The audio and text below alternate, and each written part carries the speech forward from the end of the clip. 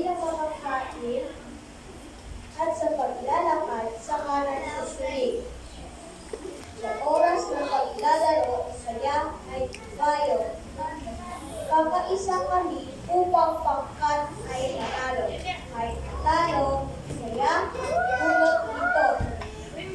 Sa larong susunod, mas pag-iigihan ko. Kaaralan ko, ako ay masaya. Ito ang tahanan ko pangalawa. Mga kaibigan ko laging kasama. Sa mga gawain ay laging masigla. Okay, thank you so much, Tyron! Sige nga, kung nakikinig niyo ang lahat, pang-ilang tahanan daw natin ang ating eskwelahan? Pang-ilan? Pangatlo? May pangalawa pa? Pang-ilan daw?